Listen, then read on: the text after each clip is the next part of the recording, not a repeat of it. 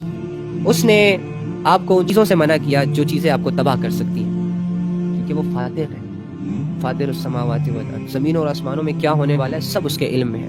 تم کل کیا کرنے والے ہو، کیا ہونے والا ہے تمہارے ساتھ، وہ اس کو پتا ہے. اسی وجہ سے اللہ یہ جانتا ہے کہ اگر ایک انسان گناہ کرے گا تو لذت تو اسے ملے گی، لیکن 2 دن گزرنے کے بعد یہ سر پکڑ کے بیٹھ جائے گا کہ یہ میں نے کیا کیا. اسی لیے اللہ نے کہا کہ کرو ہی نہ، ٹینشن پالنے کی ضرورت ہی نہیں ہے. اور پھر دیکھو اللہ رب العزت نے انسان کو کتنا ٹینشن فری رکھا ہے کہ اچھا چلو کوئی بات نہیں، گناہ ہو گیا، اب تمہارے لیے توبہ کا دروازہ ہے.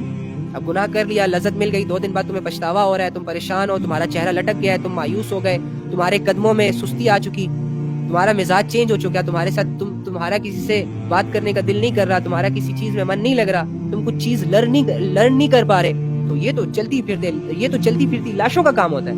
تو اللہ نے تمہاری حالت کو پھر سے ٹھیک کرنے کے لیے توبہ کا دروازہ اوپن کر دیا، سولوشن بتا دیا کہ اگر ایسی سچویشن ہو تو توبہ کر لینا، میں معاف کروں گا. ہوئے گارنٹی بھی دے دی، بتا بھی دیا کہ توبہ کرو گے تو اس کا یہ نہیں ہوگا کہ تمہاری توبہ جو ہے وہ 10 دنوں کے بعد اللہ کے پاس پہنچے گی، اس کے بعد اللہ سوچیں گے کہ اس کا گناہ جو ہے وہ کتنے لیول کا ہے، اچھا یہ والا لیول کا جو گناہ ہے نا اس نے تو 10 دنوں بعد معاف ہونا ہے، اس بندے کو 20 دن اسی سچویشن میں رہنے دو، 20 دن کے بعد اس کی توبہ قبول کر لینا. نو وے.